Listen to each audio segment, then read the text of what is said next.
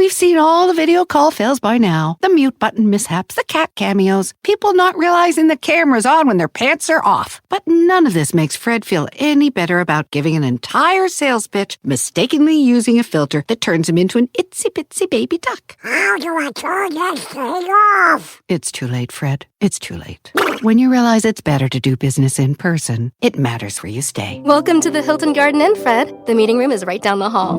Hilton, for the stay.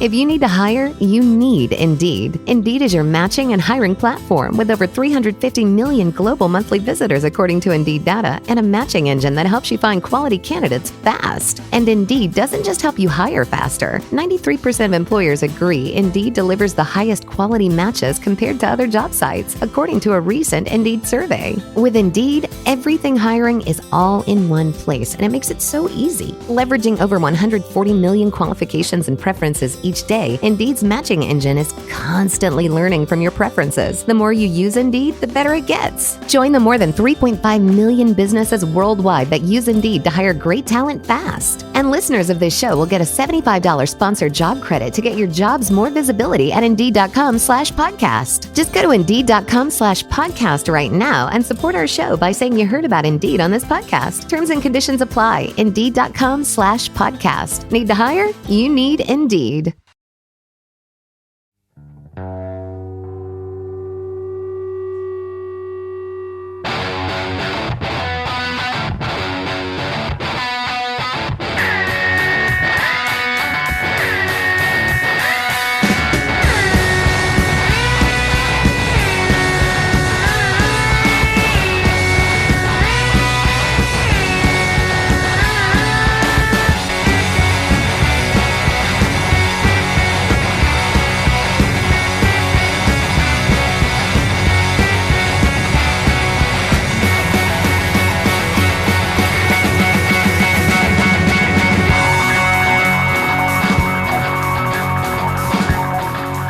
Hey folks, welcome. It's the Unsung Podcast. I'm Mark, once again joined by my good friend Christopher. Am I your good friend? You're a good That's friend, the first man. time you've ever said that. It only took 6.5 years. I don't think it is. I think it is. I would have remembered because I've got a wee tear in my eye right A wee now, tear in your eye. and it never happens. I don't think it's because of that, what I just said. Maybe we're all just excessively emotional because of this music. Yeah, some really dark emotions. And So- that's a recurring theme. Yeah, the word dark, as we said, is going to get overused to the point of meaninglessness. Yeah. So this is the second part of our dive into the Haxan Cloak's Excavation album. Excavation, yep.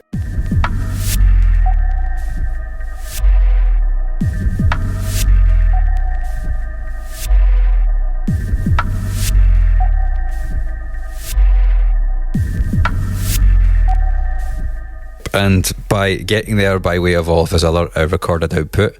Yeah, the EPs, the two records proper, another couple of releases, and then we touched on a couple of his early forays into movie themes and soundtracking and stuff. Yeah. I think we'll probably pick up from there. In fact, no, you know what? Before we pick up from there and go back into movies, I want to give a mention to Red Dead Redemption 2. Yeah, I'm not entirely sure what he did on this soundtrack. So they did a Halloween pass. Like so it was like an expansion pack sort of thing. yeah, like an alternative a DLC thing. Yeah, they for did games. Did that with the first one. They had the first one had an expansion which was like Undead Nightmare, and it was basically all zombies and stuff, and it was like a lot of fun. So Yeah.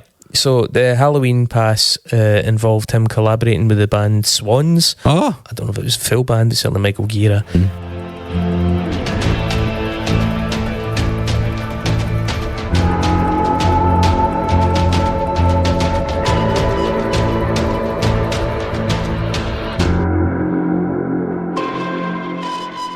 This in 2020. It is a predictably grim but effective collaboration. it's a fairly grim game if I'm totally honest, mate. So Yeah, so I've heard. It's the music's not as hi-fi as his usual output, and I think that's probably down to the analogue tendencies of Swans. and also because of the nature of the game, you know, it's set in the Old West, so Yeah. it kind of helps the atmosphere. A bit more grainy. But I think it's more interesting as a result. The track, I think, the name I saw given was Fear of Us Avatar. I've no idea what that actually means. Swans have injected some really interesting melodic guitar stuff around about 2.5 minutes into this track, and it's just unfortunate to me that it's buried behind this really rattly drum part.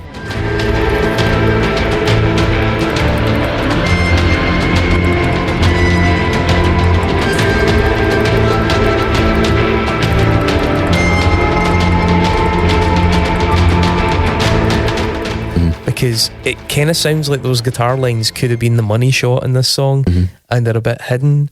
It's all right. It's interesting. It's grim. It's atmospheric.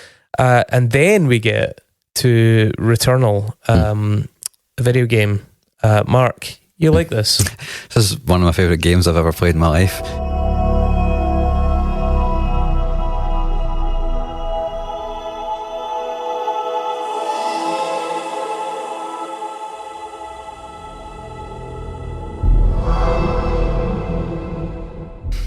I'll give you a bit of background in the game first and why I love it so much. So I'm going to go on a little bit of a tangent here, but hopefully listeners will go with me. And if I'm not super into video games, I used to be into them a lot more, but I'm going to let fly some opinions here and people can shoot me down or not. So this is one of the highlights, I guess, of PS5 so far, which has been out for a few years now. And this is one of the only games that actually lives up to the technical promise of the console. And when I say that, I mean it's 60 FPS, 60 frames per second, and it's at 4K resolution. So it looks amazing. It plays super well. It's been built for the ground up just for the PS5. Yeah. And it's one of the most beautiful games I've ever seen as well, just as a result of fully exploiting the capabilities of the console. I think it was a few days ago, Sony said that the PS5 is now entering the end of its life cycle. It's the latter part of its life cycle. Which, if that is the case, then it makes it would make this generation of console the one of the most underwhelming there's ever been.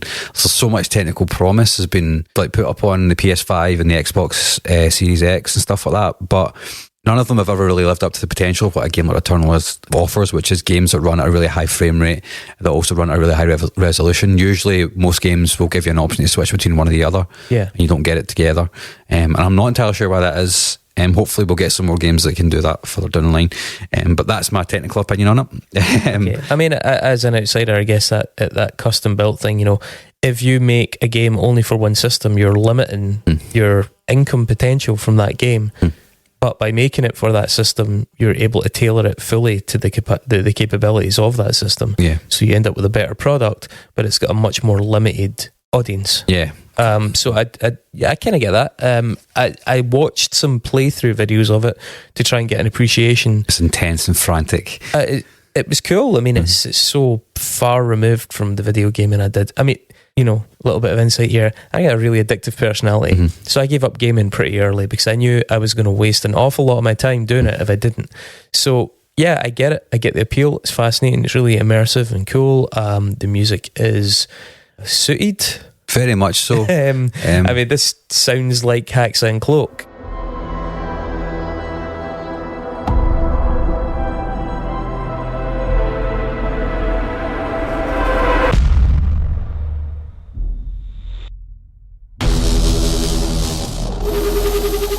So in that sense, it feels pretty natural. It's a soundtrack, but it does also just sound pretty close to what Haxan Cloak might put out as a record.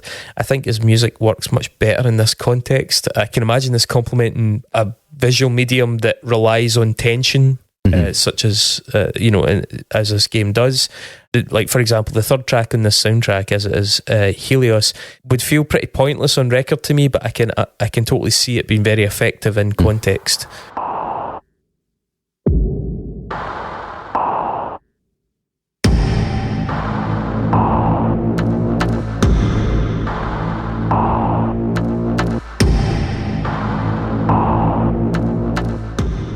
Yeah, I think you're right, you know. So this record, when it was released, fans of the game Returnal were actually quite disappointed because it's missing all the music from the boss battles, which is in itself quite glorious. But I actually think it hangs together quite well as a collection of songs anyway. Quote-unquote songs. I mean. Yeah, if you like Haxan Cloak, it doesn't feel like a massive departure. Yeah, I exactly. think is what I'm kind of getting at.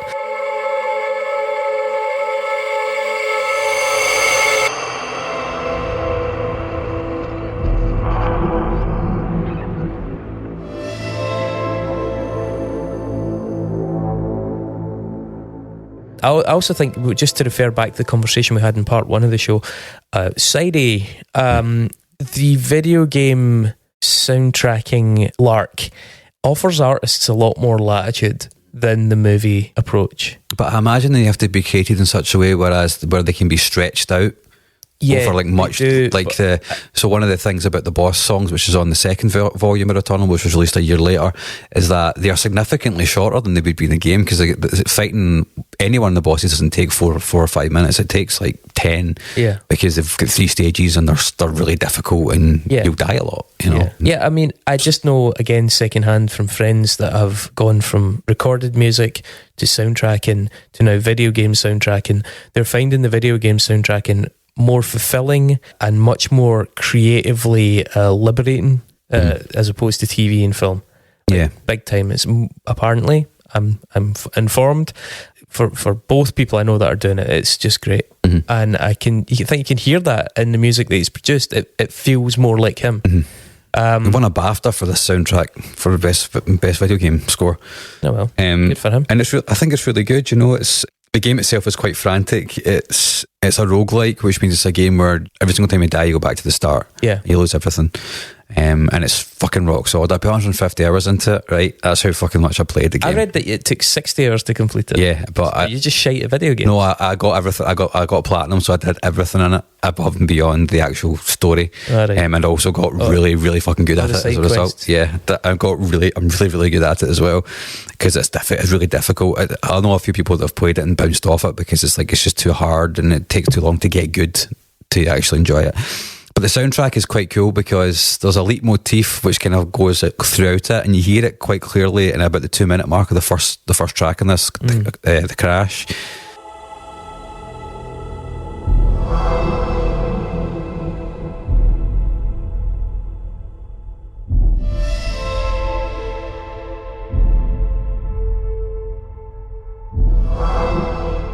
It's this kind of weird string sound. It's kind of alien and unknowable because you're on a really hostile alien planet yourself. Haven't you always? Yeah, I mean, is that not just? But the thing that makes another this day, another hostile alien planet. The thing that makes this quite interesting is that it doesn't hold your hand with the narrative. You need to go and find everything yourself, and even when you do complete the game and you do everything in it, it's still not quite clear what it's about or what the narrative thread that goes through it is. You just kind of know that you're an astronaut that crash lands on a planet you shouldn't have landed on, and every single time you die, you go back to the start of when you crashed. Eventually, when you finish the game, you get off the planet. And one of the best twists, I think, of a game that I've ever seen is like you then get. Are you spoiler alert? Spoiler alert here, yeah. Once you finish the game, you get off the planet and you go back home, and you get a series of vignettes as the protagonist lives their life, and then they get old and they die, and then they wake up on the planet back to where they began, basically. So it's like it really kind of plays with that existential dread. That pretty bleak. Yeah, it's a bleak fucking game, man. It plays with that existential dread that Haxan Cloak's music has, right? Because it's like you're caught in a loop that you can never, ever, ever get out of. There's other cool things in it as well, like you are the bad guy and stuff. It's pretty fun. But what you were saying about the sinister, tough sort of the opaque nature of the narrative, the fact that there's something ominous but you're not really clued in, even when it finishes, you're still trying to fill in a lot of the blanks. That's fairly true of a lot of the Haxan Cloak's sort of narrative, inverted commas, driven records as well. You're like, okay, I know there's a narrative here, I'm kind of struggling to see it, but I'm piecing it together. But we mentioned Beef. Yeah, so Beef is interesting. It's a really good TV show, kind of quirky show. 2023. There's a lot of needle drops in that show. So there's a couple of interviews with him where he talks about having to kind of make the music around the needle drops in the show. There's a lot of popular songs that just come in throughout. Have you seen it? No. It is a wonderful TV show. It's basically a story of revenge between two people. One cuts up another one in traffic, and it just gets more and more and more absurd over the course of the entire series as they try to get revenge on each other for stupid shit. Cool thing about the soundtrack, though, is that it's very Radioheady.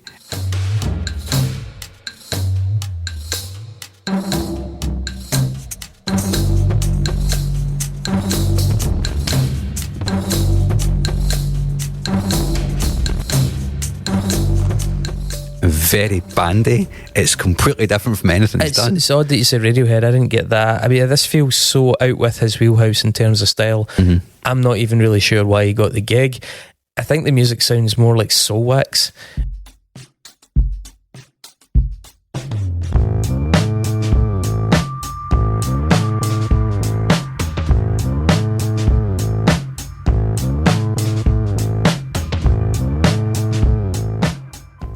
I mean, and it does offset that with the odd kind of really sinister passage. Towards the end, it gets electronic again. I mean, again, it's really technically accomplished. I don't know, just whatever. I didn't really see why this was a Haxan Cloak job. I wonder how he got that gig, because it is quite interesting.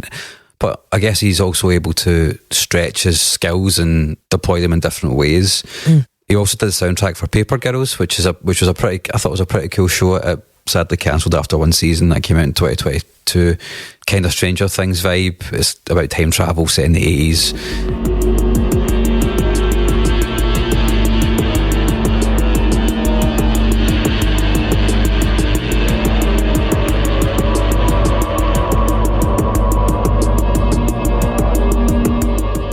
And it's got that kind of Stranger Things kind of soundtrack feel to it as well. So it's quite an interesting listen. It's got that almost like the Perturbator-esque power electronics in it in places. Yeah, and it's quite cool to hear him deploy that.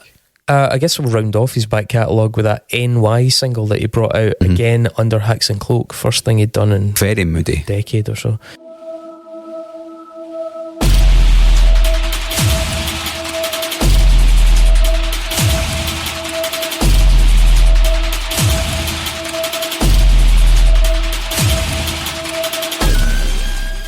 2023, big fucking plug-in chops with cool reverbs and things like that. A lot of like really good tech, expensive tech being used here. He lives in Silver Lake, Los Angeles now, so he moved there in 2016. And when you see some interviews, like there's some of the interviews on YouTube with him and getting interviewed in his house, man, he's just like in a room full of like analog synths. Yeah, well, but I think you can hear a lot of plug-in-y stuff in this as well. It's an interesting bit of music. It's grim, it's eerie, but it's also quite confrontational.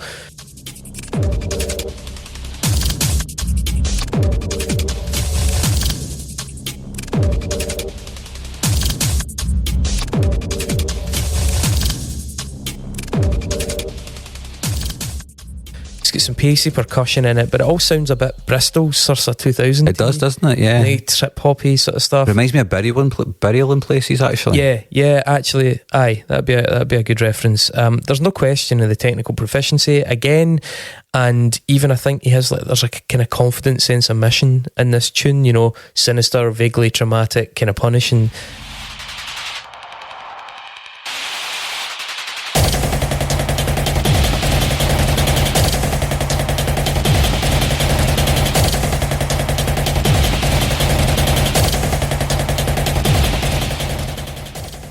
And the percussion kind of maybe unlocks that a bit and makes it a little bit more enjoyable than some of his other stuff. Right, so at this point though, right, that song Out the Road, I have to say, I know he's got other releases, but I was losing the fucking will to live. We've seen all the video call fails by now. The mute button mishaps, the cat cameos, people not realizing the camera's on when their pants are off. But none of this makes Fred feel any better about giving an entire sales pitch, mistakenly using a filter that turns him into an itsy-bitsy baby duck. How do I turn this thing off? It's too late, Fred. It's too late. When you realize it's better to do business in person, it matters where you stay. Welcome to the Hilton Garden Inn, Fred. The meeting room is right down the hall. Hilton, for the stay. It's an intensive week of listening to intensive, arduous, dreary fucking music. We used that word in the first episode, and arduous is definitely the adjective to use. So after that punishingly miserable week of listening, it did remind me of past punishingly miserable listening experiences. So I wanted to give a nod to what I see as, I mean, these are very possibly people that he cited in interviews. I'm sorry, after hearing what he had to say musically, I wasn't really in a rush to go and read his interviews as well. But doesn't do me any, to be fair. Good. So I missed less. What he does, like that sense of like brutally oppressive anti-music that teeters, I think, quite frequently on the brink of pure concept. as opposed to music. I think that's in fair. an obvious sense. It's been done really well for a long time. I think especially given the electronic elements since the 1980s. And so I wanted to kind of shine a light on a few acts that I think maybe people listening will be very familiar. Maybe people will decide to really like Haxan Cloak and want to track it back. Or maybe these are just names that some folk will be like, aye, because they'll be shouting it at the Aye, it's definitely them. aye, fucking aye, him. Because they'll be like, mention Lustmord. Right, fucking here I go. Lustmord.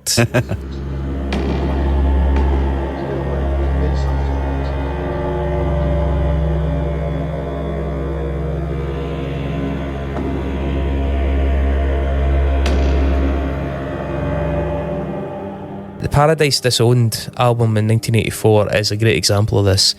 I mean, it's an album that the best way I can describe it is it almost vanishes from sight at points. It's so minimalist, yet at others makes absolutely no secret of the fact that it mainly just wants you to feel deeply unsettled when you're listening to it.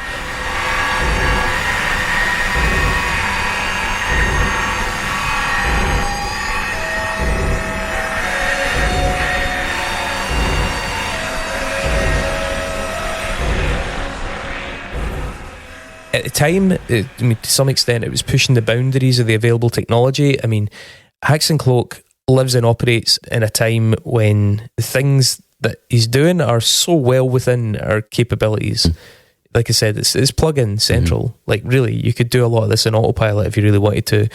Lustmord, adopts a lot of similar techniques to Haxan Cloak, or the other way around, rather. But number 3 on that Paradise Disowned album, Dreams of Dead Names, is every bit the equal of the absolute abyssal misery of the darkest Haxan Cloak stuff.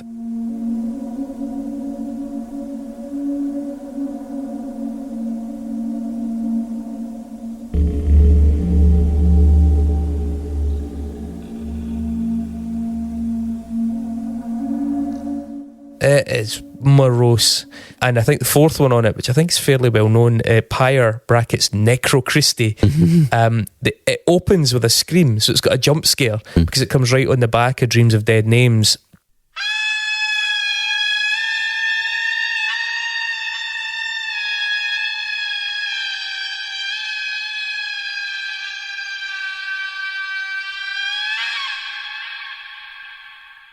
And I think that's actually really a parallel with some of Haxan Cloak's jump scares as well, because he does audio jump scares sometimes.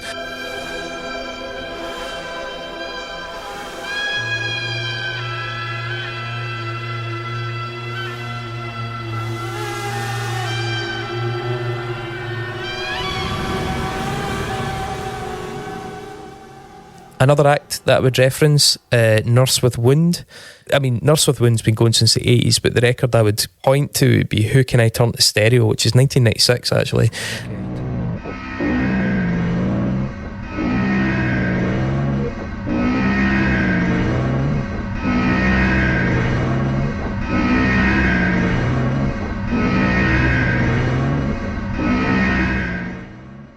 There's a track on it, the 9th one, Monument to Perez Prado, which explores almost identical musical landscapes, albeit in maybe in a slightly more rudimentary form because it's 1996.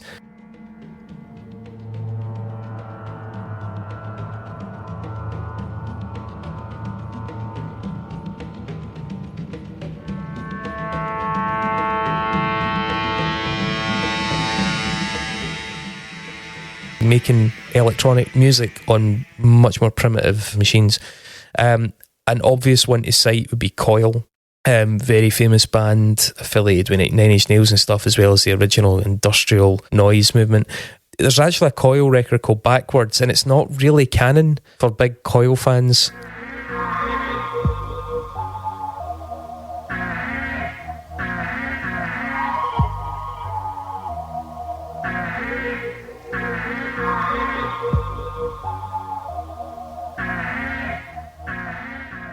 But I think just generally the stuff that Coil did in the mid-90s, you can hear the techniques, a lot of them, the reverse distorted cymbals that get used all the time.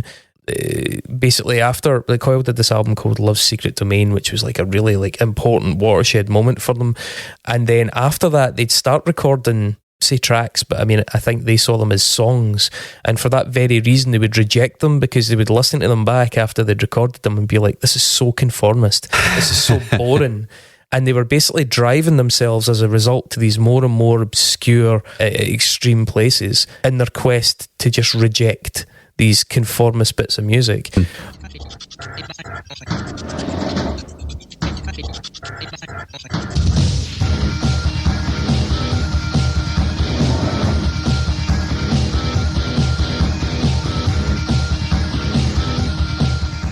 But the thing is, Backwards is effectively a collection of those conformist reject bits of music, and it's got some great stuff in it.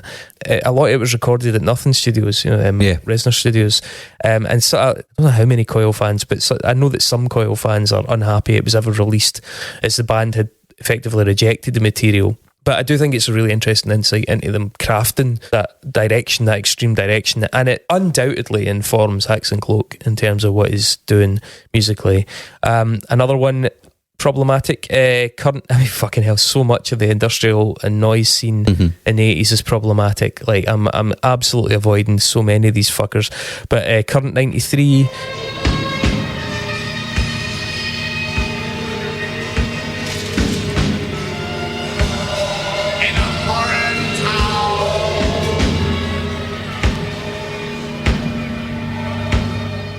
the album Nature Unveiled, 1984, probably the height of his problematic behaviour.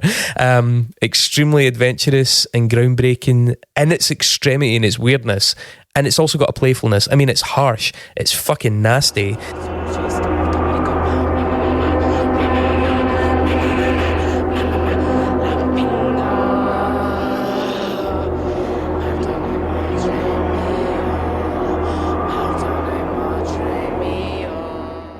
But it's also a bit goofy at points, and that's not something that Haxan Cloak has. But other points of it are just sheer trauma, like really fucking misanthropic. And a good bit later in Current 93's canon, 1995, it was in the midst of a Inmost Light trilogy thing, and there's a record that's part of that called All the Pretty Little Horses, and that delves deep into the textural, sinister stuff, adding quite a lot of narration. On a little more every day, the wind blows so slowly now, the trees are dry dead walls to me, they cannot hold back the storm any longer. Literal voice narration, really unsettling at times, but maybe with a slightly clearer narrative arc than you get with Haxan Cloak, because clearly there's no vocal in there, so you're implying a lot of it.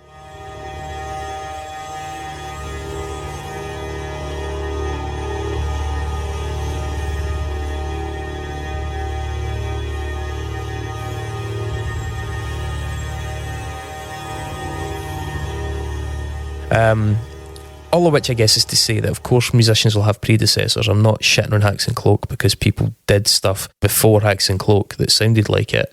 I think what's interesting is that Haxan Cloak seems to have captured an unprecedented level of mainstream acclaim that those predecessors, who were largely very underground, and undoubtedly a lot of his contemporary peers did not and have not. Haxan Cloak has met with so much critical acclaim and awards. So many people have done what Haxan Cloak is doing. I think he's a totally capable producer, musician, but his status, his success is, to me, a cultural phenomenon rather than a musical one. And I'd quite like us to look at that cultural phenomenon in a wee bit of detail. Okay. And I think one of the lenses via which to look at that is press reaction. Just as a barometer, both in terms of, like, they're gatekeepers, right? We did all this in the Pitchfork episode. Pitchfork, rest in peace, cross yourself, fare thee well. If you can be bothered, go back in our canon and listen to the Pitchfork episode that we did. It's a double episode. We really tried to pick apart the chicken and egg thing of supply, demand, public opinion, gatekeeping, the press reflecting ideas versus the press sort of helping to facilitate the spread of ideas. And this is very applicable to music. I'm going to use The Needle Drop, Anthony Fantano, for the first exhibit, Exhibit A. in his review of Excavation, he did actually, I think, quite astutely compare it to Lustmord in terms of Sinister Chops. He was on the on point there. One thing that really struck me about Anthony Fantano's review of this is the content versus the final score.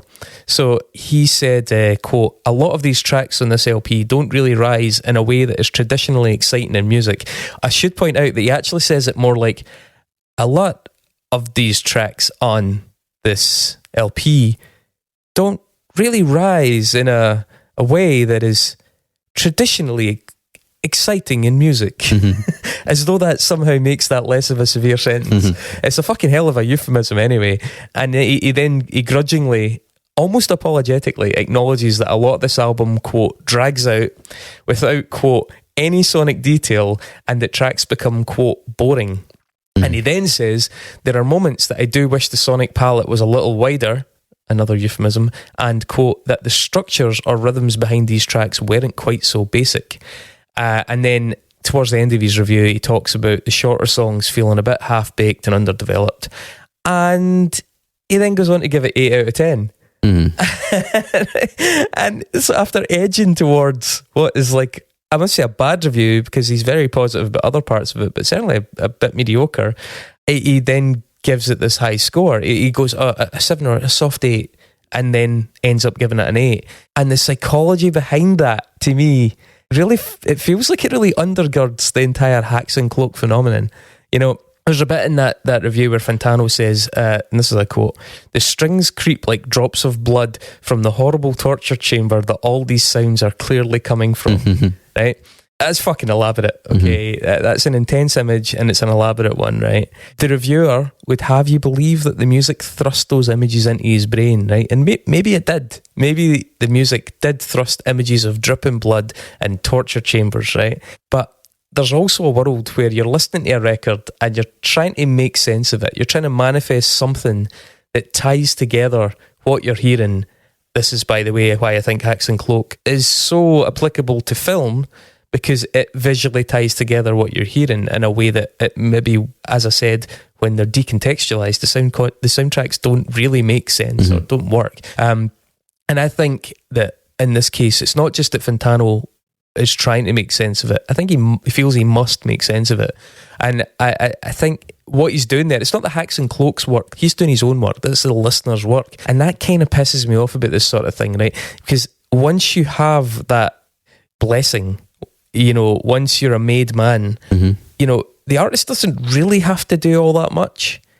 And Haxan Cloak generally doesn't do all that much. He doesn't need to. Like, the consensus is that Haxan Cloak is brilliant.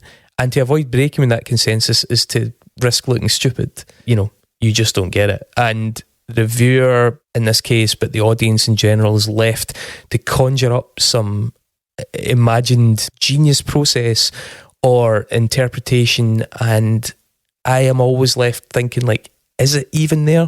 You know, Fantano is doing the heavy lifting in that, and I think he's illustrating what a lot of people are doing when they listen to it, which is trying to, like, you know, and the narrative, the story, the supposed concept of the album plays a big part in that as well.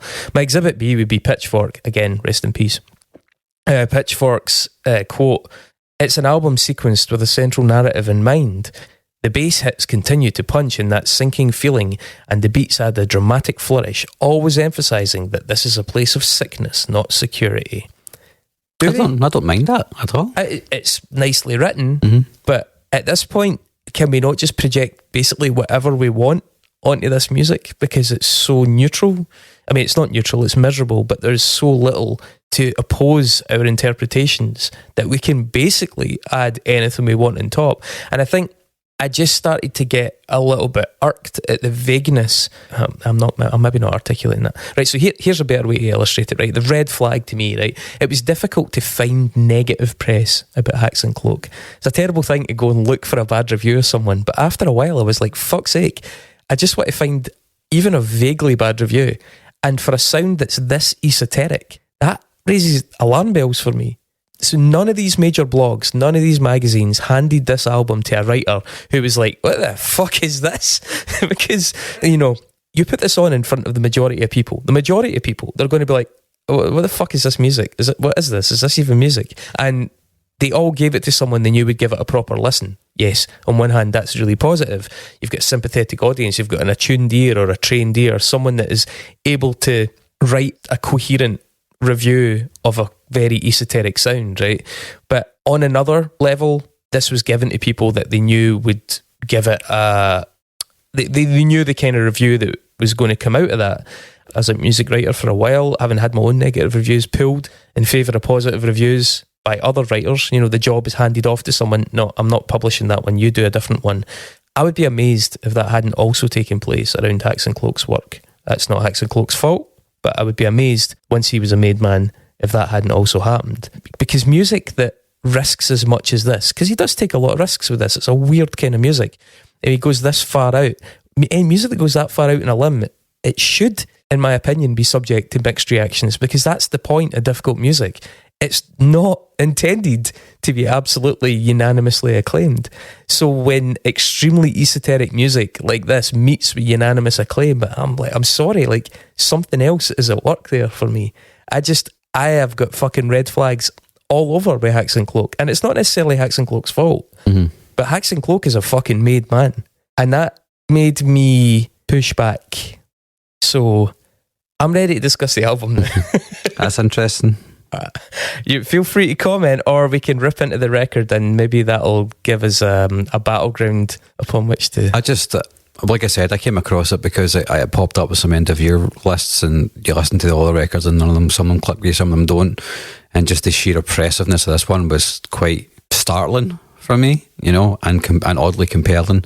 It's not something I would listen to a lot, because you can't listen to this record a lot. You wouldn't, you don't put it on. It's like Midsummer. Yeah. Honestly, it's not something that bears repeated viewings. But I enjoy what it says, and I enjoy the challenge of it, and I think that's pretty cool. So I do want to be really fair, and I did say this in the first part as well. I do totally get, given the fact you have such a head for production, given your love of hip hop, given the amount that we have riffed on, like you introduced me to Jay Dilla, you introduced me to a lot of like hip hop production, and I get from a techie side of it why you would be so fascinated, especially with how good he is at handling low frequencies. You're a big Run the Jewels fan. There's a lot of power. What's the guy from Run the Jewels as well? LP. The production side of it, I get. He's a very, very good producer, and I can absolutely see how engaging that would be. If you're some guy that loves guitar pedals, listening to bands that play with weird guitar pedals is fascinating, right? I think the LP thing is interesting because there's a darkness. There's always like a sort of weird paranoia about his music, which conjures images in my head.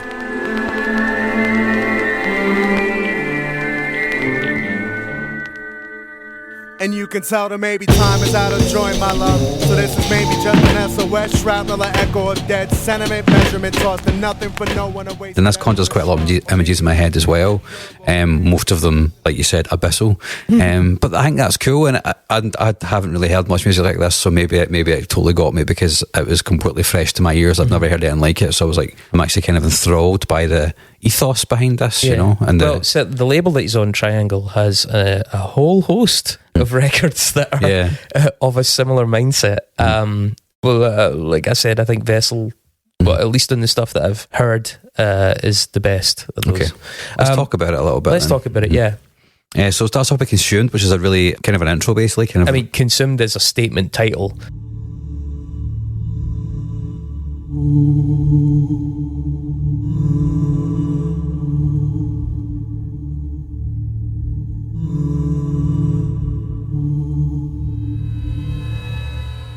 Yeah. You know what I mean? Like we said, this is his second record. It's supposedly part of this concept. Consumed is a very hard-hitting word.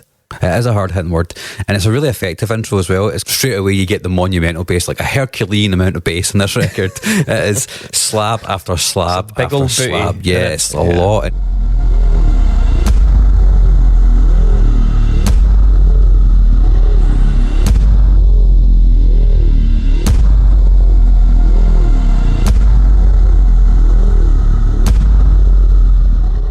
That low drone is always there somewhere. Even when it goes away, you're always waiting for it to come back. It stalks the record, which is what I really liked about it.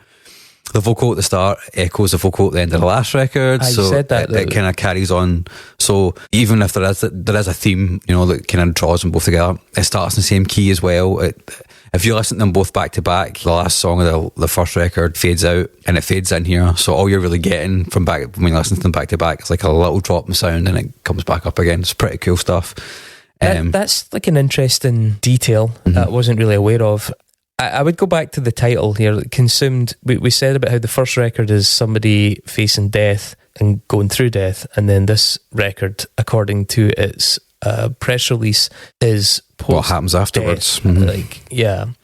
But if this is about the afterlife, I don't really see where Consumed comes in. I don't think it's about the afterlife. It's about what happens in probably the space between death and the afterlife, because the last song does almost end in a kind of hopeful note. So that I imagine that this record is supposed to be the space in between.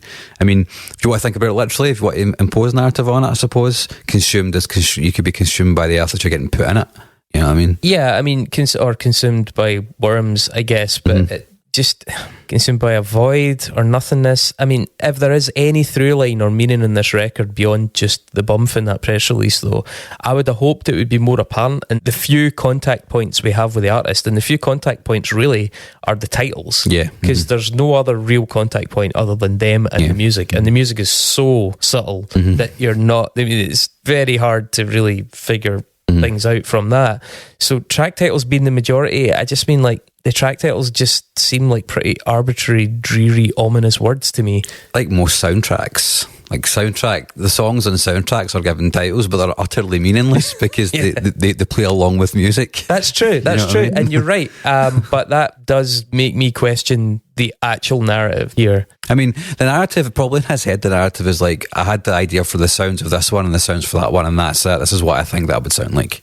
But then the press does its thing, and the PR does its thing, and you're kind of like, well, now you're making more of it. But in his head, in interviews, he's like, well, I was obsessed with this idea, and I kind of did what I thought they sound like. So did someone sit down to write a 52-minute voyage into the oblivion, or did they just make a bunch of sounds and then sequence them and then retrofit a fucking vague feeling? I don't know. I reckon there probably is a narrative in his head for how the music sounds. Like each track kind of feels as though it is congruent, that it works as a piece. So there's obviously some kind of musically, thematic thing musically, but I don't know.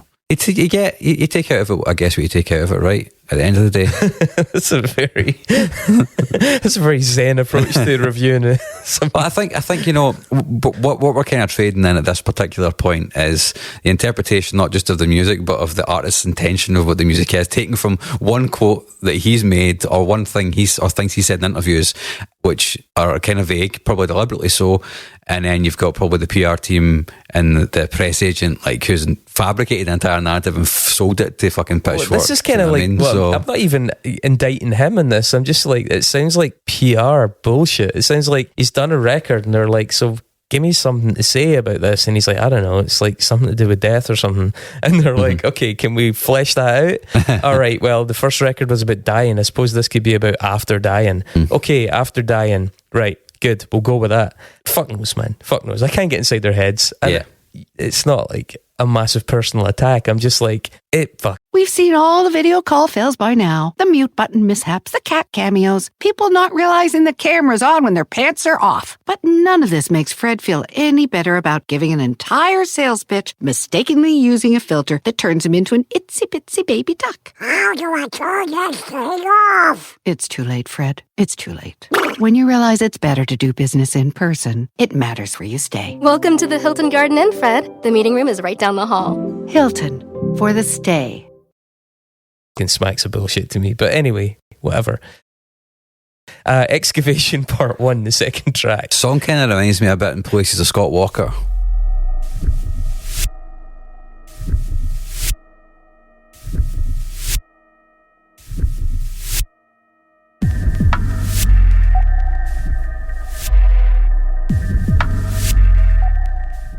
That intense misery is something I associate with a late period. Totally.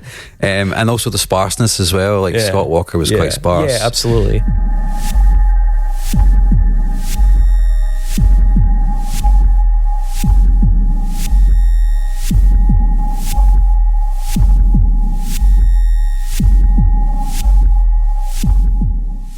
There's a semi-comprehensible vocal sample near the start that sort of fades in and out quite quickly, which kind of does give you the feel of something slipping away.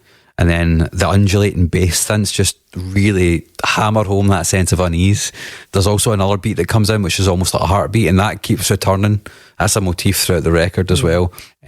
Sometimes it's in different types of percussion, but it kind of goes throughout it. Electronic heartbeat, though, must be like one of the most overused fucking things totally. in the world. I mean, it does sound like the score to a non-existent movie at this point. Yeah.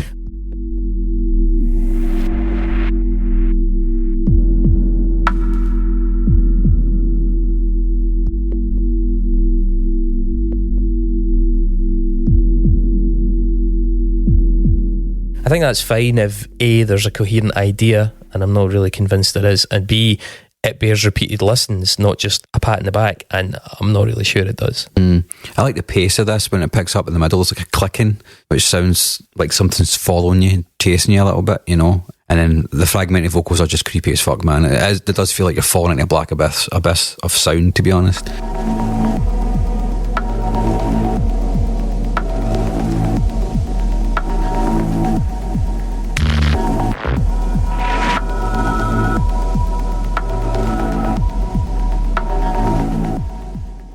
The second one, Excavation Part 2, is really skittish and reminds me of some of that Nurse with Wound coil stuff in particular.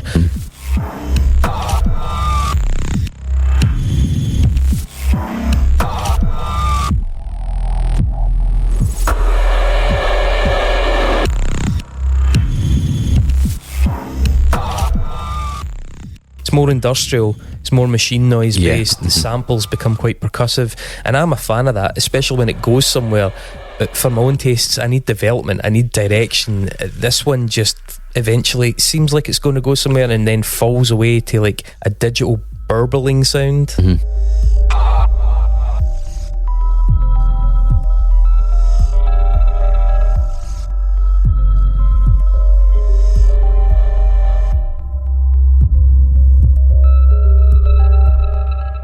It disintegrates in a way that just feels really like, come on. There's the stereo panning on this song is fucking tremendous, by the way. It's like you're kind of being enveloped by the sound. When it does break away about halfway through and things start to break down and then gradually becomes more oppressive but broken, like it does start to fragment, that gives me kind of latter day Nine Inch Nails vibes, especially when a creepy piano comes in, which is just totally Trent Reznor all over. It's quite a stark contrast to Excavation Part 1. It does something completely different. Yeah, it's a big difference, yeah. And then the next song is Mara.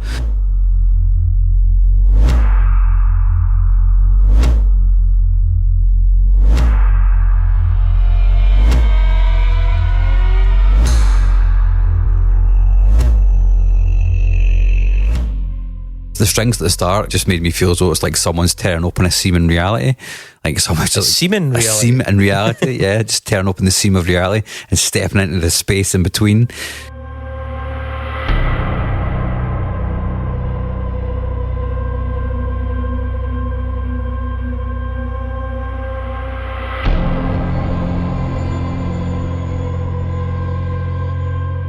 The bass drum in it reminds me of Scott Walker again. It reminded me of I don't know what song it is, but the Scott Walker song where they're punching meat.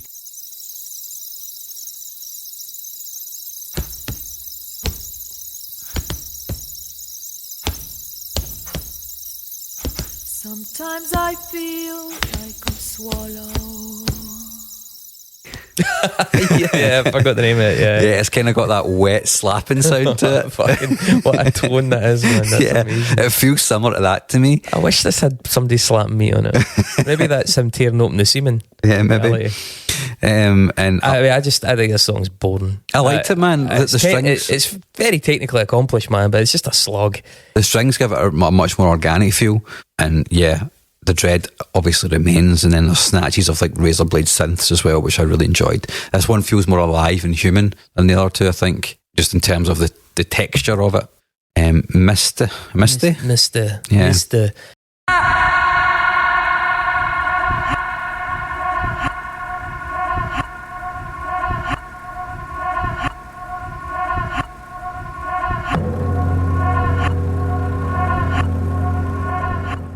It's got that jump scare at the start. I was going to say, so this starts with a vocal jump scare, and that is just like that Lustmord Pyre Necro Christie track from 1984 that I was mentioning early on. So, you know, you can see those influences, I think, quite clearly.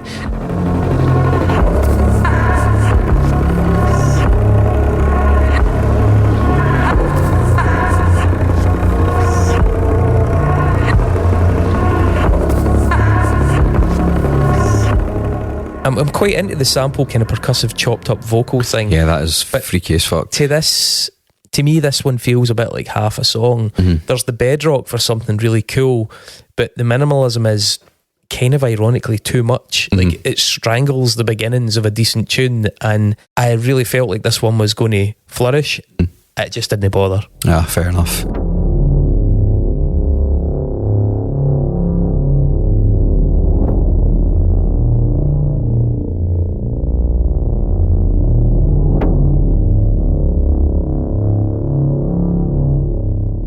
The garbled vocals, the way that they're cut up, it sounds like they're being cut off in the middle of a breath. It kind of feels as though, I don't know, I imagined it when I was listening to it. It's like I'm being submerged in water and I'm trying to get out. Every single time I get out, I'm taking half a breath and I'm coming back in. But then it turns out I'm not really in water at all. I'm being submerged in black tar, you know, because towards the end it starts to feel like you're being like completely subsumed by the sounds. I thought you were tearing open the ceiling again. Not this time. The mirror reflecting, part 1.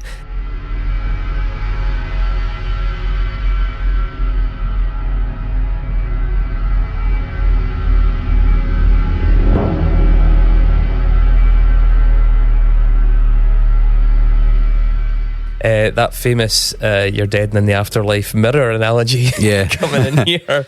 I mean, I don't know what the fuck the mirror reflecting is meant to tell us about the afterlife or post-death or oblivion. It's a slowed down cymbal, it's a slowed down floor tom, it's a fairly expensive sounding reverb plugin, it's a nice compressor, it's an even more slowed down cymbal, it's an even more slowed down floor tom, and then it ends.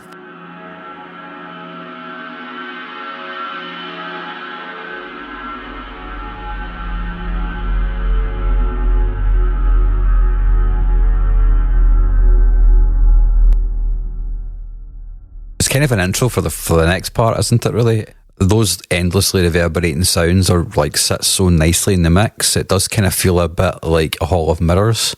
I think that's you doing all of that heavy lifting, man. I don't think of it. see when you see a film, right, and they're in like a hall of mirrors style scenario, it's always quite reverby and kind of washy sounding when they're talking or when any movements happening. But the track could be called The Tunnel, and you'd be like, oh, this reminds me of being in a tunnel.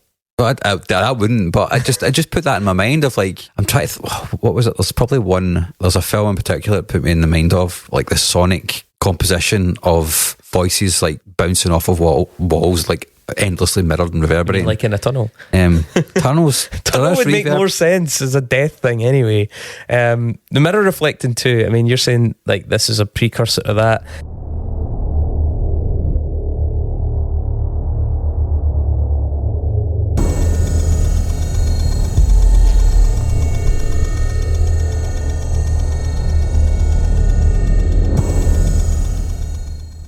The mirror reflecting to up until about 3 minutes 40 just completely passes me by. For about 20 seconds it sounds like digital diarrhea.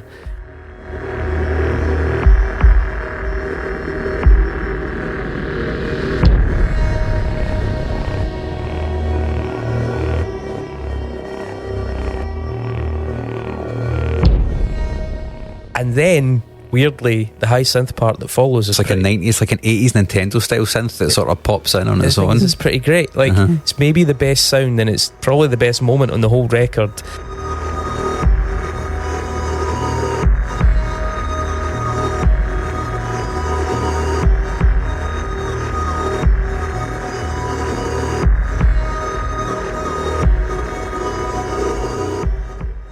The bass begins to actually do something melodic and the strings get involved.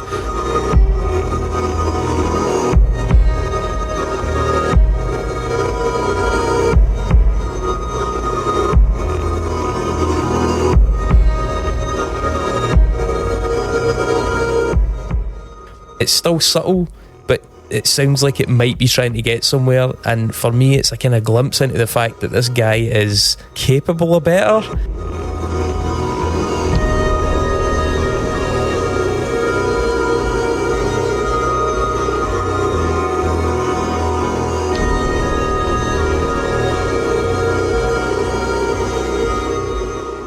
But like I said, I don't think he needs to try and be better or push himself, because there's an army of writers and people out there telling the world he already is amazing. So this song suggests to me, like, oh, if this guy really felt any pressure to fucking try harder, he could actually do some pretty fucking cool. I find it actually quite a frustrating song. As much as I think it's the best bit on here, I'm like, oh, for fuck's sake. So that is actually possible, that I can enjoy moments of this. I'm just not allowed to. I don't know, man. I don't know about it. One thing that's really interesting about the start of this song is the panning on the bass is slightly off. It's louder in the left channel than it is in the right, so it kind of makes you feel as though you're dropped into like a fucking weird landscape, and you kind of feel a wee bit off balance, because and then eventually it pans into the centre. It's actually a really cool effect. You have cool really intense experiences with your headphones on. Yeah, man, I've got a great pair of headphones, man, so I was fucking loving it, man. I was loving it. But yeah, it's really discombobulating, but it's really cool as well. It's a really nice bit of production, I think. When that synth comes in, it eventually gets doubled up with, well, not doubled up, but then strings come in and they're all playing different counter melodies, and that's a really clever bit of composition, which I quite liked. And they become quite clear in the mix towards the end as well. It's not like it's like a massive fucking pop banger. It's not like he had to sell out and play some like fucking slutty auto-tuned hook. It's like, it's incredibly subtle and still very, very obtuse, but it's just good. It's just good writing. It should be more of that. Dio is the second last song. Yeah, it's got a Game Boy sample on it.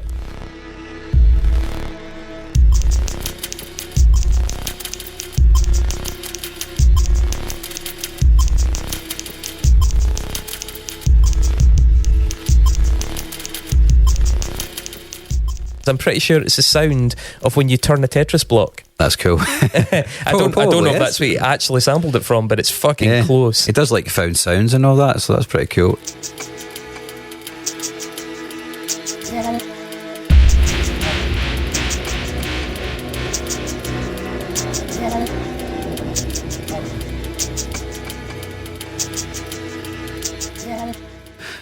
This reminded me of like fucking Alien or something, like pure space horror. It was weird, man. I don't know why I got that feel from it. I think it's the creepy strings kind of reminded me of Is that. It blood dripping down the wall of the dungeon? I mean, I don't think you're in a dungeon at this point. I think you're fucking. I think you're floating through space. This fucking record just is like, right, you guys make up whatever you want, like whatever it takes for you to think this is good.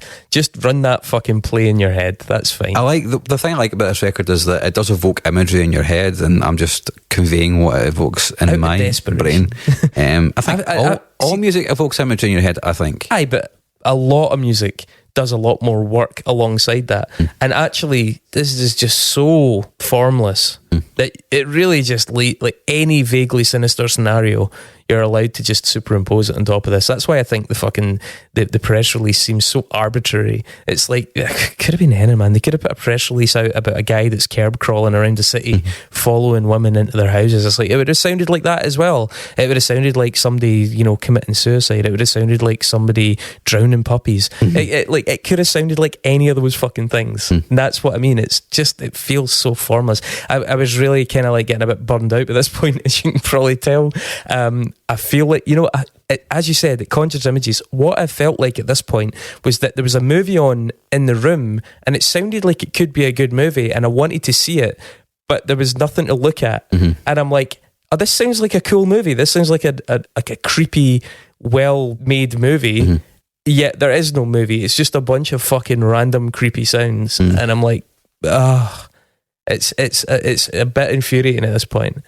The one thing I like about this song is it's got an actual rhythm, which there's not a lot of in this record. It does have a beat halfway through, and then the eerie chopped up vocals again give you the feeling of some incomprehensible horror is about to happen to you. There we go. It's quite dark. So it is quite dark, yeah. And then the last song is The Drop.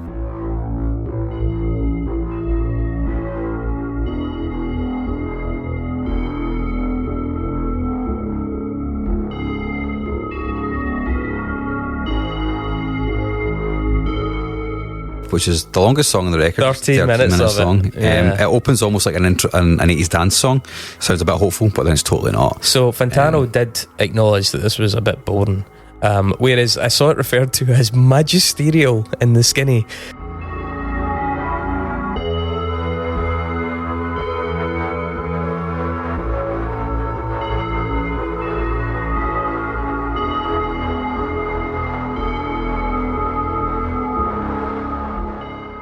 I don't know if magisterial would be the word I would use about this. One of my old song. colleagues, I mean, God love the guy, he loves his fucking esoteric music, but I do not think this is particularly magisterial. Yeah. I find this track hugely frustrating and ultimately incredibly fucking tedious. It's frustrating because it does start brilliantly. You're right. Like when uneasy, melancholy melody, there's a lot of promise in it. Has a lovely loose drift. Like it's not quantized. It's really, you know, there's a lack of precision that's really nice. And then he fucking snatches defeat for the jaws of victory because the track just never fully flourishes. Like you've got that. Instead, it just withers away into all this filtering and then washes a process. And here's my enormous reverb plug-in.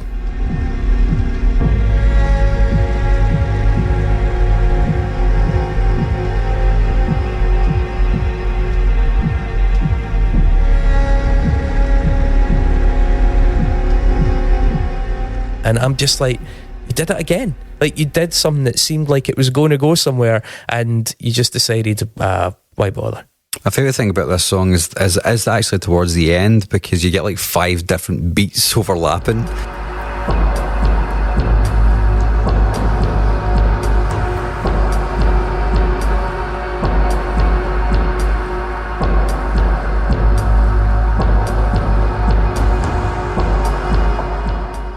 Just it sounds like a bunch of ideas. Kind of cool. It does feel as though it comes to an end, like a crescendo, you know, which I think is quite cool. Yeah, I really like this record. It made me think.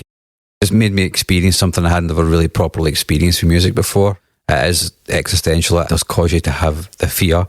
Yeah, there's a sense of terror about it. Eldritch horror, I think, is what it is. You know, like an unknowable horror because it is a bit formless and vague in places, but it's got so many weird low drones that you feel as though something bad is just about to happen. Something unknowable is stalking you and about to fucking kill you.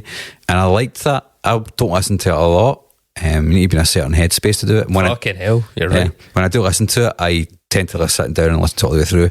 And you know what? To me, like I know that you said it was a slog in places, but I find that the 51 minutes of this record passes really quickly. I was wondering who it was that sits and listens through these entire albums, and I now know that it's you and Ari Aster. Only occasionally. I mean, it's not a record that you would, like you said earlier on, you would put on.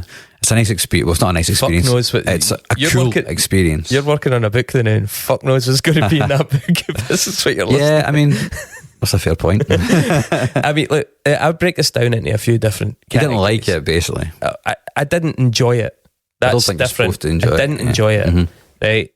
I'll break it down. I've got it under headings here. Right. So technique. This is frequently more sound design than music to me. In fact, I think his career is frequently more sound design than music.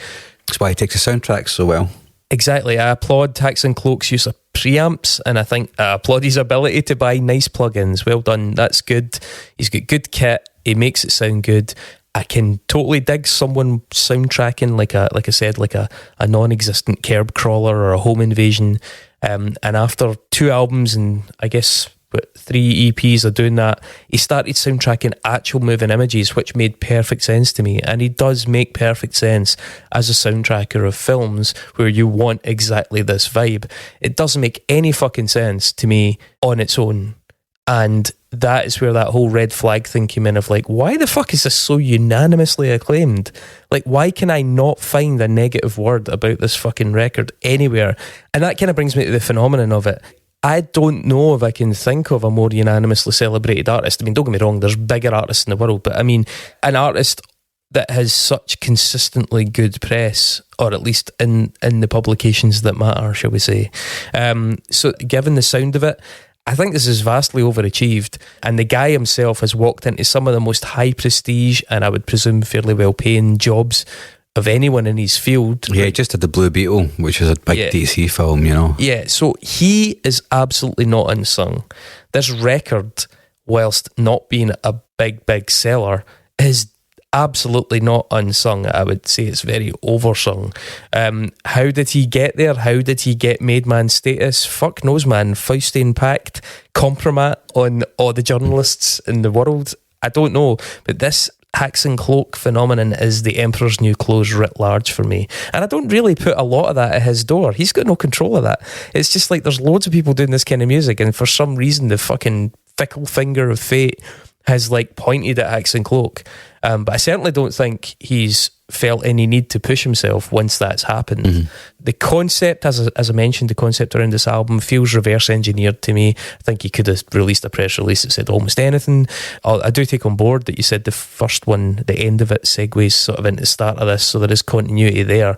But that aside, this music could be about fucking anything, man.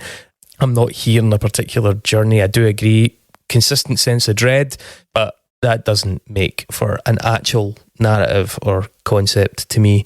And so ultimately the enjoyment, where is the pleasure for me in listening to this? It's interesting, definitely. I just don't really relate to interesting as a listening mode over any sustained period of time. It's something you do in the short term, like, you know, cerebrally appraise something like, oh, that's fucking quite cool. It's a cool effect, right? Cool. But yeah, do I go home and listen to it? No. Could I? I can't imagine putting this on. I think it would actually actively just irritate me. Ultimately, and I said, I don't think this is Haxan Cloak's fault. He's just a guy who has been ridden that fucking wave of like mass fucking delusion that happens in the media. It's not that it's not good. It's good, but it's not that good.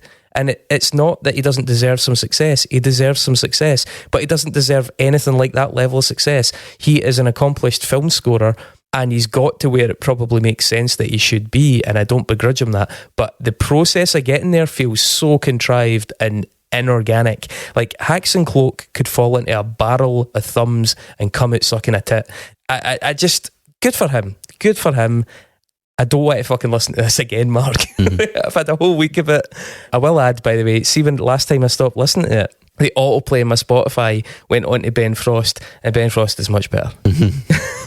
Well, no consensus here then. We've seen all the video call fails by now. The mute button mishaps, the cat cameos, people not realizing the camera's on when their pants are off. But none of this makes Fred feel any better about giving an entire sales pitch, mistakenly using a filter that turns him into an itsy-bitsy baby duck. How do I turn this thing off? It's too late, Fred. It's too late.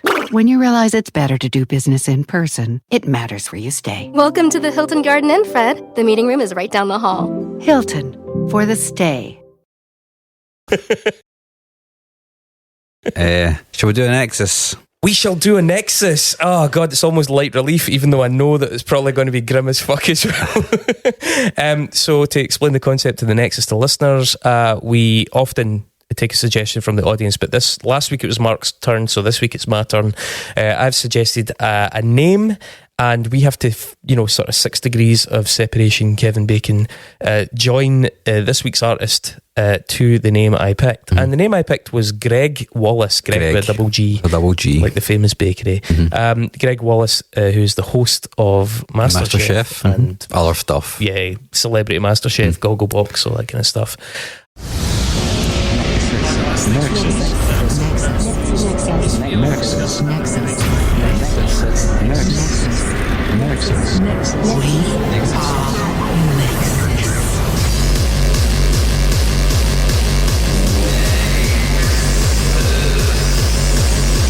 A complicated series of connections between different things. Mark, this was yours, so you go first. Okay, so Bobby produced the Goldfrapp album, Silver Eye. Goldfrapp appeared in a soundtrack for a film called 9 Songs alongside Primal Scream. You ever heard of 9 Songs? I've heard of Primal Scream. It's a film about a couple who meet at a gig, then meet each other at other gigs and have intense sexual experiences after them, apparently. Good for them. Great for them. Primal Scream were actually fairly integral to the foundation of Creation Records, even though they didn't exist at the time. So the guitarist of Primal Scream, the guy who would later go on to be the guitarist of Primal Scream, Andrew Innes, was in a band with Alan McGee, and when that band broke up, it kind of spurned Alan McGee on to Creation Records. And then obviously Primal Scream would later sign to that label. Alan McGee, musician, label owner, Things About King Tut's. Things About King Tut's in the 90s. He signed Oasis, that's why he was singing Did he was singing about You know, King that Tut's. is so weird. Yeah. King Tut's have never mentioned that. I wonder why not. That's really strange, they should put that on a flyer or something. Yeah. Like that. In 1993, he signed Oasis, which is fronted, of course, by Liam Gallagher. It is. In 2020, right, Liam Gallagher was on the Jonathan Ross show alongside Matt Lucas. Okay. And they got into a bit of a tete-a-tete. I seem to recall this, yeah. Yeah, because basically Matt was saying that he knew Blur, and Liam was like, how do you know Blur? And he's like, well, I toured with them when The Great Escape was released. And then he turned to Jonathan and said, it was actually a pretty good record. And then Liam just said, it didn't sell a lot though, did it? And then they got into a wee bit of an argument, and apparently Matt Lucas is really close friends with Damon Albarn. But Jonathan Ross was loving it. He's like, I can't believe these guys are having beef on my TV show. That's fucking brilliant. So that's pretty cool. Matt Lucas is obviously best, well, I say obviously best known for his work with David Walliams in Little Britain. Can I interject? Do you know what Matt Lucas was doing on tour with Blur? He was supporting them. I don't know if he was a performer. I don't know if he was in a band or just performing his stand-up or something, but that's what he said. He said he was supporting them. He was opening for them. So Britpop was a weird thing. Like, there's a crossover with comedy and that all the time, I guess. So remember Nirvana toured with Bobcat Goldthwait opening for them. Yeah, so it's not unheard of. But yeah, Little Britain was the thing he did with David Walliams, which has not aged particularly well. No. David Walliams, after Little Britain in the late 2000s, briefly had his own TV show called Walliams and Friend. And Friend, yeah. Oh. Walliams and Friend. And there was a skit in one of the TV shows called Fussy Masterchef. And he played John Turord alongside Harry Hill, who played Greg Wallace. Ah, okay. Good one. Mine is a bit darker. I needed something light. So. Haxan Cloak scored Blue Beetle, which was a turkey of a movie. Did you see it? I saw a bit of it. Didn't see the rest of it. I like the guy that plays the Blue Beetle because he's really good in Cobra Kai, and he's become a much better actor as the seasons have gone on. It would have been cool to see him in that role, but also it's a DC film. It's probably garbage. DC, yeah. Both Blue Beetle and Batman are set in the DC universe, and the two characters make crossover appearances.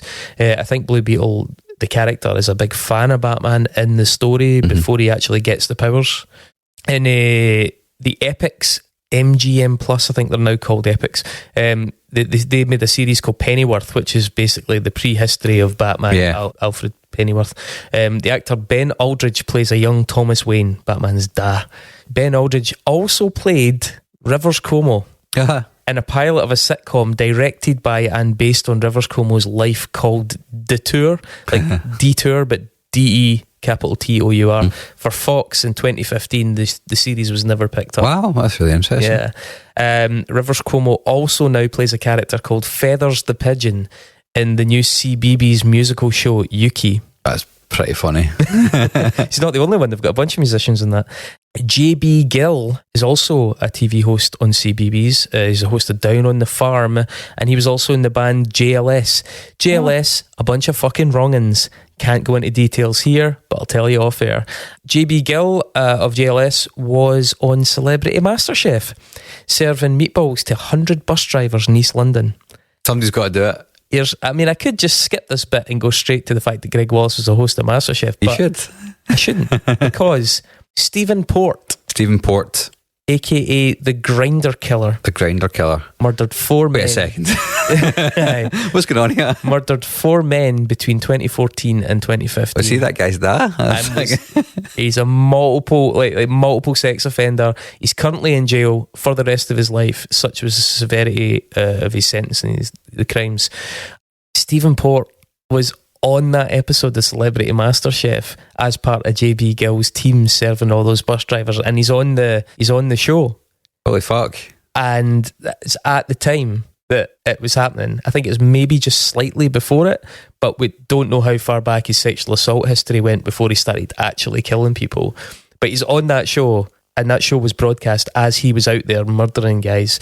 Wow. And weirdly, this is a strange little detail, a dog walker discovered one of the victims' bodies in a churchyard, right? A month later, the same dog walker discovered another body in the same churchyard. Sloppy work from that boy. Let's think about that for a second, right? Pick a new churchyard. You find one body in a churchyard. Are you going back to that fucking churchyard? He'll never think it's me if I go back. I mean, do you think he does wonder, I wonder if we'll get 3? Maybe, aye. He still goes back, just waiting to see if he gets a full set. There's definitely something about serial killers and, wanting to get caught, like just rubbing it in the face of the law. Yeah. Yeah. Well, there you go. Same dog walker, though. I mean, what are the fucking chances?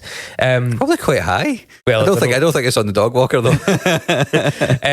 And yeah, so obviously Celebrity MasterChefs hosted by Greg Wallace. Greg Wallace, who also, by the way, the reason I picked him is because he was just on the chat of a WhatsApp group I'm on, because he went viral recently after this Telegraph article about his daily routine where he goes into the most Alan Partridge territory with just ridiculous fucking details on his daily routine, his breakfast and his keep fit and his autistic son, and oh my god, it's just no self-awareness, pure Partridge. That's cool. There you go. Good work. End of. Well, that needs rinsed out of my system, Mark. So next week I suggest we do Scooter. Fuck off. Or some kind of Eurodance. I hate Scooter. Maybe we can do some like Aqua or what Aqua record? Whatever one Barbie Girl was on. So you don't know? But whatever one Barbie Girl wasn't on. That'll be unsung. You're talking shit then. Absolutely. I'm delirious from the misery. But yeah, well, we did it. I feel I at least know about Haxan Cloak now, and I can speak with authority when I say it's incredibly underwhelming. So what are we thinking then, legitimately, for next week? Well, Mark, I was going to suggest that we do a kind of documentary episode on something I've dropped to before, but genuinely, given the abundance of misanthropy that has been about this week, I think we have to kick that back a week, man. Yeah. So in 2 weeks' time, we'll do an extremely grim and I think extremely interesting documentary style episode. Next week, I don't know, we should do a survey. Something bubbly and dancing. It absolutely needs to be upbeat. Yeah. Purely because I cannot face another week of that. Mm-hmm. Okay, cool. Well, see you here same time next week. Let's hope so. After that, start cordoning off the bridges. Okay, take care. Bye.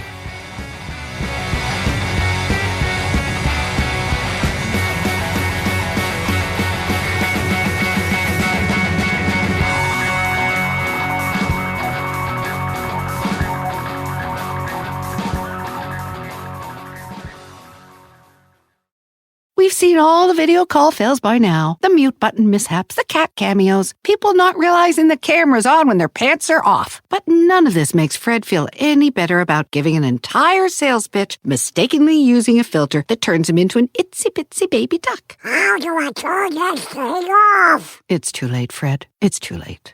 When you realize it's better to do business in person, it matters where you stay. Welcome to the Hilton Garden Inn, Fred. The meeting room is right down the hall. Hilton, for the stay. At Amica Insurance, we know it's more than a life policy. It's about the promise and the responsibility that comes with being a new parent. Being there day and night. And building a plan for tomorrow, today. For the ones you'll always look out for, trust Amica Life Insurance. Amica. Empathy is our best policy.